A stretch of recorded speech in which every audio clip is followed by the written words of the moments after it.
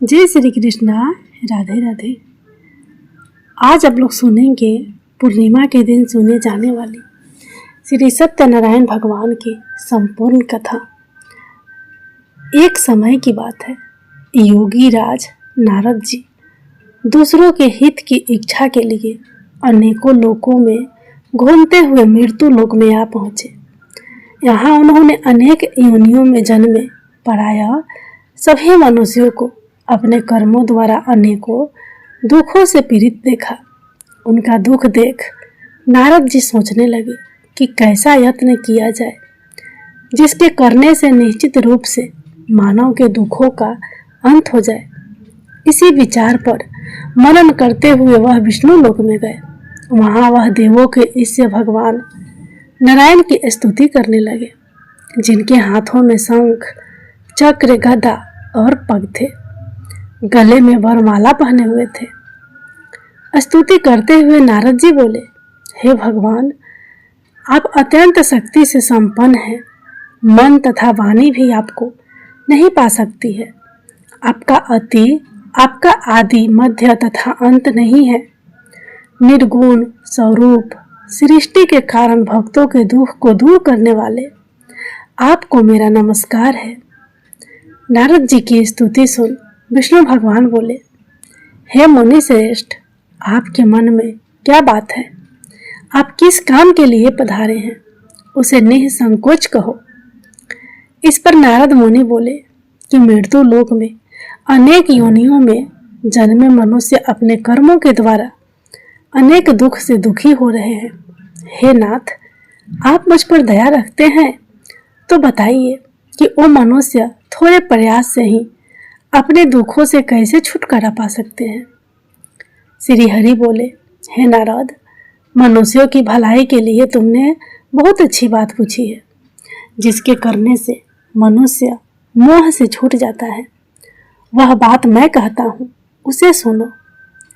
स्वर्ग लोक व मृत्यु लोक दोनों में एक दुर्लभ उत्तम व्रत है जो पुण्य देने वाला है। आज प्रेम वश होकर मैं उसे तुमसे कहता हूँ। श्री सत्यनारायण भगवान का यह व्रत अच्छी तरह विधान पूर्वक करके मनुष्य तुरंत ही यहाँ सुख भोग कर मरने पर मोक्ष पाता है। श्री हरि के वचन सुन नारद जी बोले कि उस व्रत का फल क्या है और उसका विधान क्या है? यह व्रत किसने किया था? इस व्रत को किस दिन करना चाहिए? सभी कुछ विस्तार से बताए। नारद की बात सुनकर श्री हरि बोले, दुख व शोक को दूर करने वाला यह व्रत सभी स्थानों पर विजय दिलाने वाला है। मानव को भक्ति व श्रद्धा के साथ शाम को श्री सत्यनारायण भगवान की पूजा धर्म परायण होकर ब्राह्मणों व बंधुओं के साथ करनी चाहिए। भक्ति भाव से ही नैवेद्य, केले का फल, घी, दूध और गेहूं का आटा सवाया ले। गेहूं के स्थान पर साठी का आटा, शक्कर तथा गुड़ लेकर वह सभी भक्षण योग्य पदार्थ को मिलाकर भगवान का भोग लगाए। ब्राह्मणों सहित बंधु बांधवों को भी भोजन कराए। उसके बाद स्वयं भोजन करे। भजन कीर्तन के साथ भगवान की भक्ति में लीन हो जाए। इस तरह से सत्यनारायण भगवान का यह व्रत करने पर मनुष्य की सारी इच्छाएं निश्चित रूप से पूरी होती है। इस कली काल अर्थात कलयुग में मृत्यु लोक में मोक्ष का यही एक सरल उपाय बताया गया है। सूत जी बोले, हे ऋषियों, जिसने पहले समय में इस व्रत को किया था उसका इतिहास कहता हूँ, ध्यान से सुनो। सुंदर काशीपुरी नगरी में एक अत्यंत निर्धन ब्राह्मण रहता था। भूख प्यास से परेशान वह धरती पर घूमता रहता था। ब्राह्मणों से प्रेम करने वाले भगवान ने एक दिन ब्राह्मण का वेश धारण कर उसके पास जाकर पूछा, हे विप्र, नित्य दुखी होकर तुम पृथ्वी पर क्यों घूमते हो? दीन ब्राह्मण बोला, मैं निर्धन ब्राह्मण हूँ। भिक्षा के लिए धरती पर घूमता रहता हूँ। हे भगवान, यदि यदि आप इसका कोई उपाय जानते हो तो बताइए। वृद्ध ब्राह्मण कहता है कि सत्यनारायण भगवान मनवांछित फल देने वाले हैं, इसलिए तुम उनका पूजन करो। इसे करने से मनुष्य सभी दुखों से मुक्त हो जाता है। वृद्ध ब्राह्मण बनकर आए सत्यनारायण भगवान उस निर्धन ब्राह्मण को व्रत का सारा विधान बताकर अंत धारण हो गए। ब्राह्मण मन ही मन सोचने लगा कि जिस व्रत को वृद्ध ब्राह्मण करने को कह गया है, मैं उसे जरूर करूँगा। यह निश्चय करने के बाद उसे रात में नींद नहीं आई। वह सवेरे उठकर सत्यनारायण भगवान के व्रत का निश्चय कर भिक्षा के लिए चला गया। उस दिन निर्धन ब्राह्मण को भिक्षा में बहुत धन मिला, जिससे उसने बंधु बांधवों के साथ मिलकर श्री सत्यनारायण भगवान का व्रत संपन्न किया। भगवान सत्यनारायण का व्रत संपन्न करने के बाद वह निर्धन ब्राह्मण सभी दुखों से छूट गया और अनेक प्रकार की संपत्ति से युक्त हो गया। उसी समय से यह ब्राह्मण हर माह इस व्रत को करने लगा। इस तरह से सत्यनारायण भगवान के व्रत को जो मनुष्य करेगा वह सभी प्रकार के पापों से छूटकर मोक्ष को प्राप्त होगा। जो मनुष्य इस व्रत को करेगा वह भी सभी दुखों से मुक्त हो जाएगा। सुत जी बोले कि इस तरह से नारद जी से नारायण जी का कहा हुआ श्री सत्यनारायण व्रत को मैंने तुमसे कहा है। हे विप्रो, मैं अब और क्या कहूँ। ऋषि बोले, हे मुनिवर, संसार में उस विप्र से सुनकर और किस किस ने इस व्रत को किया, हम सब इस बात को सुनना चाहते हैं। इसके लिए हमारे मन में श्रद्धा का भाव है। सुत जी बोले, हे मुनियों, जिसने इस व्रत को किया है वह सब सुनो। एक समय वही विप्र धन व ऐश्वर्य के अनुसार अपने बंधु बांधवों के साथ इस व्रत को करने को तैयार हुआ। उसी समय एक लकड़ी बेचने वाला बूढ़ा आदमी आया और लकड़ियां बाहर रखकर अंदर ब्राह्मण के घर में गया। प्यास से दुखी वह लकड़हारा उनको व्रत करते देख विप्र को नमस्कार कर पूछने लगा कि आप यह क्या कर रहे हैं तथा इसके करने से क्या फल मिलेगा, कृपया मुझे भी बताएं। ब्राह्मण ने कहा कि सब मनोकामनाओं को पूरा करने वाला यह सत्यनारायण भगवान का व्रत है। इनकी कृपा से ही मेरे घर में धन धान्य आदि की वृद्धि हुई है। विप्र से सत्यनारायण व्रत के बारे में जानकर लकड़हारा बहुत प्रसन्न हुआ। चरना अमृत लेकर वह प्रसाद खाने के बाद वह अपने घर गया। लकड़हारे ने अपने मन में संकल्प किया कि आज लकड़ी बेचने से जो धन मिलेगा उसी से श्री सत्यनारायण भगवान का उत्तम व्रत करूंगा। मन में इस विचार को ले बूढ़ा आदमी सिर पर लकड़ियां रख उस नगर में बेचने गया जहां धनी लोग ज्यादा रहते हैं। उस नगर में उसे अपनी लकड़ियों का दाम पहले से 4 गुना अधिक मिलता है। बूढ़ा प्रसन्नता के साथ दाम लेकर केले, शक्कर, घी, दूध, दही और गेहूं का आटा ले और सत्यनारायण भगवान के व्रत की अन्य सामग्रियां लेकर अपने घर गया। वहां उसने अपने बंधु बांधवों को बुलाकर विधि विधान से सत्यनारायण भगवान का पूजन और व्रत किया। इस व्रत के प्रभाव से वह बूढ़ा लकड़हारा धन, पुत्र आदि से युक्त होकर संसार के समस्त सुख भोग अंत काल में वैकुंठ धाम चला गया। सूत जी बोले, हे श्रेष्ठ मुनियों, अब आगे की कथा कहता हूँ।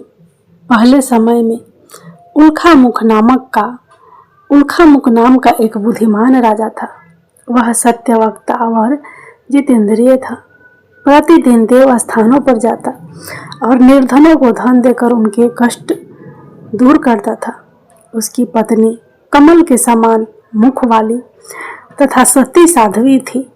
भद्रशिला नदी के तट पर उन दोनों ने श्री सत्यनारायण भगवान का व्रत किया। उसी समय साधु नाम का एक वैश्य आया।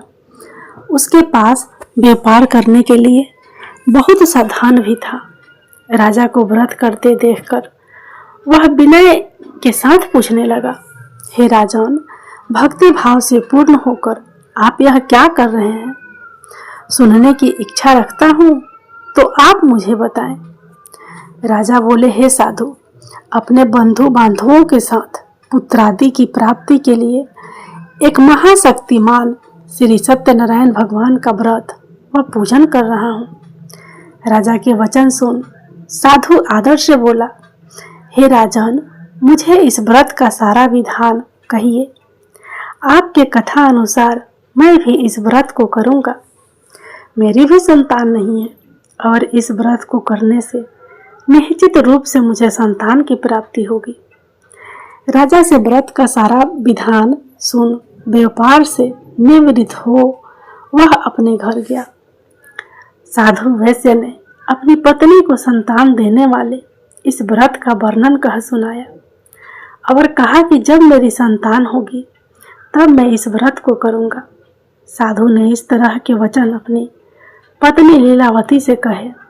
एक दिन लीलावती पति के साथ आनंदित हो संसारिक धर्म से प्रवृत्त होकर सत्यनारायण भगवान की कृपा से गर्भवती हो गई।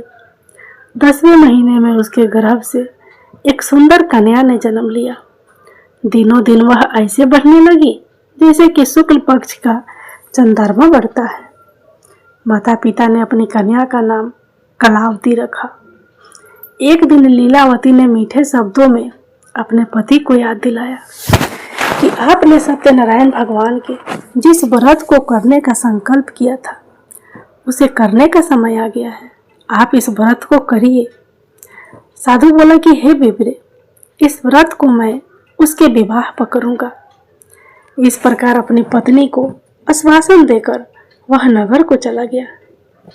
कलावती पिता के घर में रह दिनों दिन बड़ी होने लगी।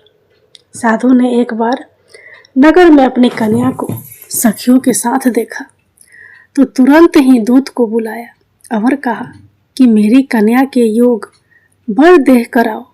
साधु की बात सुनकर दूत कंचन नगर में पहुंचा और वहां देखभाल कर लड़की के सुयोग वनिक पुत्र को ले आया। सुयोग लड़के को देख साधु ने बंधु बांधवों को बुलाकर अपनी पुत्री का विवाह कर दिया।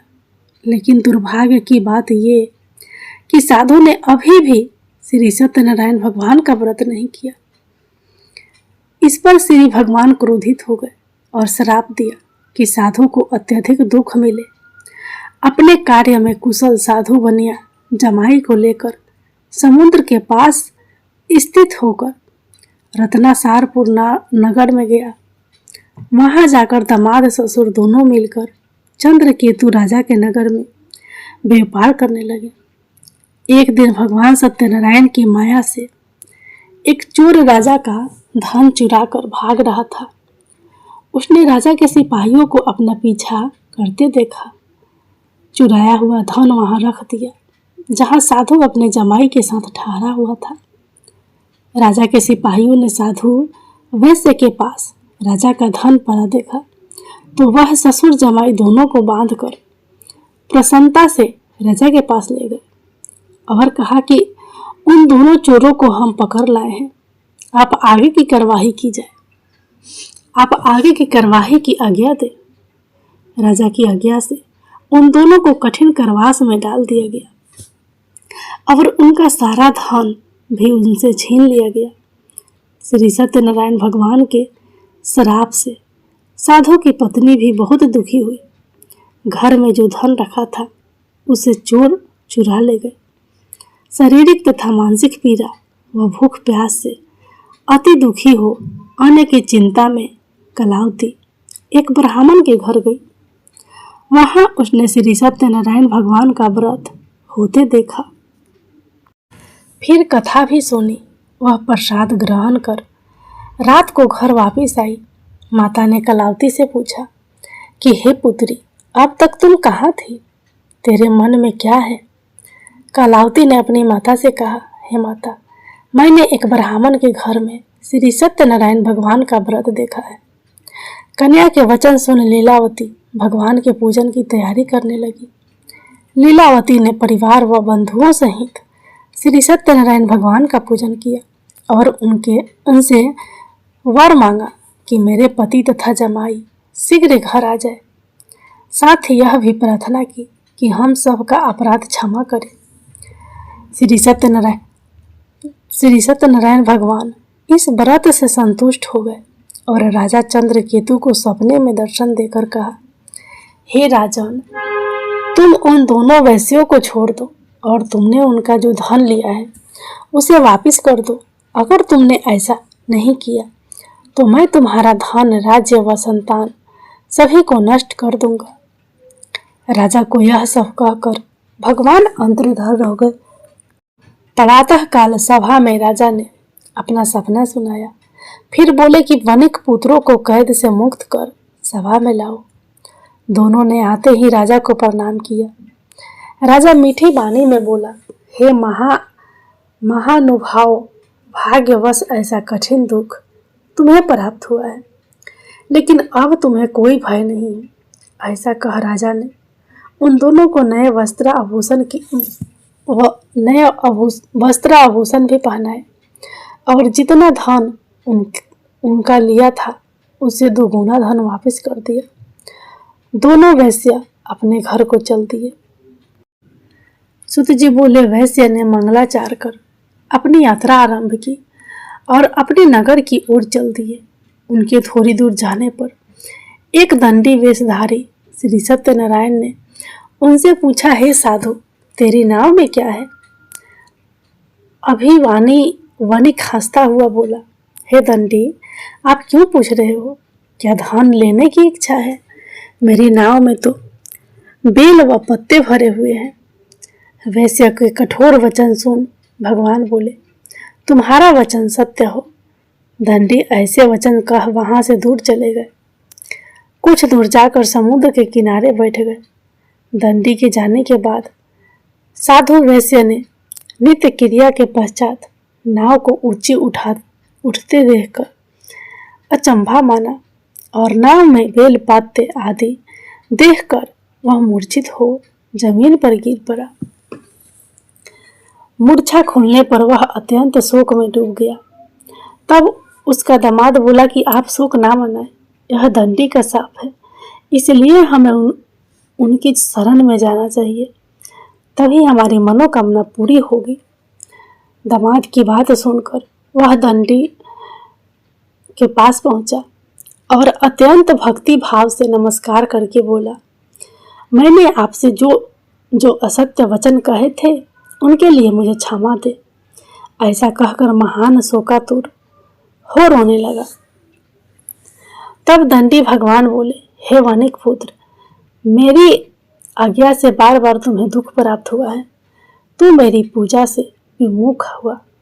साधु बोला, हे भगवान, आपकी माया से ब्रह्मा आदि देवता भी आपके रूप को नहीं जानते, तब मैं अज्ञानी कैसे जान सकता हूँ?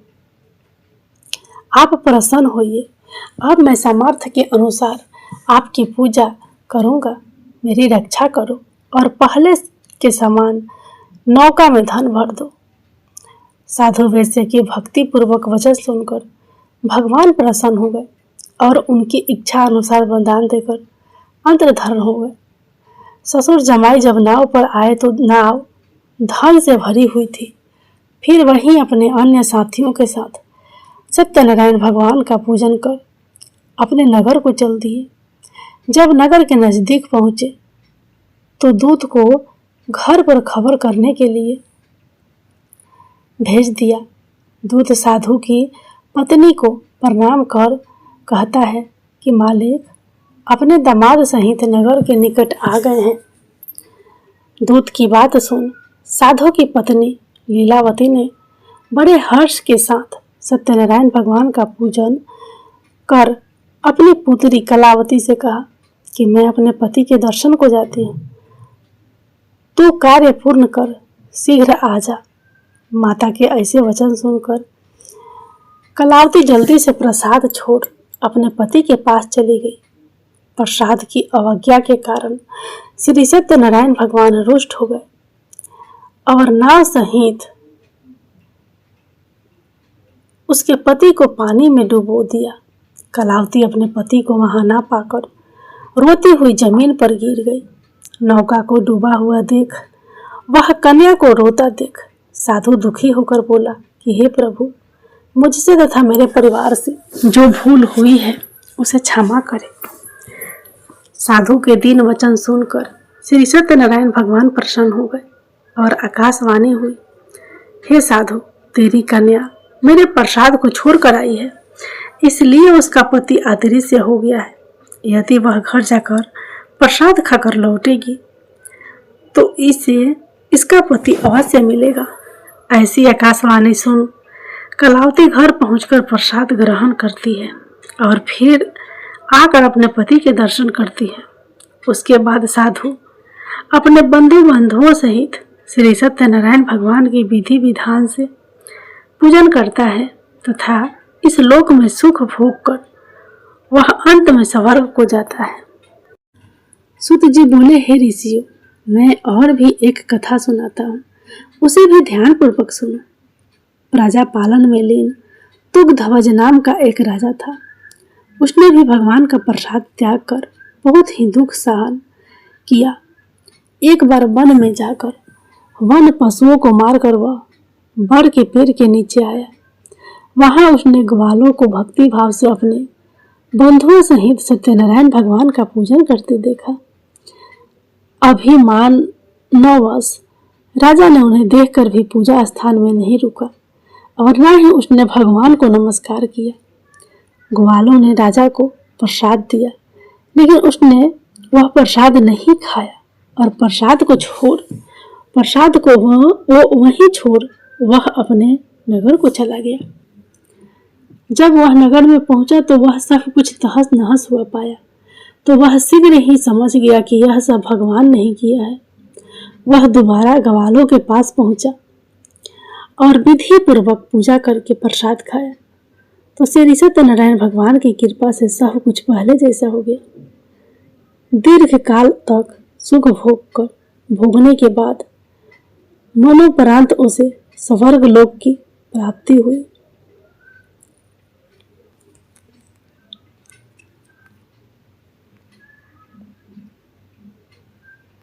जो मनुष्य परम दुर्लभ इस व्रत को करेगा तो भगवान सत्यनारायण की अनुकंपा से उसे धन धान्य की प्राप्ति होगी। निर्धन धनी हो जाता है और भय मुक्त हो जीवन जीता है। संतानहीन मनुष्य को संतान सुख मिलता है और सारे मनोरथ पूर्ण होने पर मानव अंतकाल में वैकुंठ धाम को जाता है। श्री सूत जी बोले, जिन्होंने पहले इस व्रत को किया था, अब उनके दूसरे जन्म की कथा कहता हूँ। वृद्ध सानंत ब्राह्मण ने सुदामा का जन्म लेकर मोक्ष की प्राप्ति की। लकड़हारे ने अगले जन्म में निषाद बनकर मोक्ष प्राप्त किया। उनका मुख नामक का राजा दशरथ होकर वैकुंठ को गए। साधु नाम के वैश्य ने मोर ध्वज बनकर अपने पुत्र को आरे से चीरकर मोक्ष पाया। महाराज तुगध्वज ने स्वयंभू होकर भगवान में भक्ति युक्त हो कर्म कर मोक्ष पाया। श्रीमन नारायण नारायण नारायण, भजमन नारायण नारायण नारायण, श्रीमन नारायण नारायण नारायण। श्री सत्यनारायण भगवान की जय।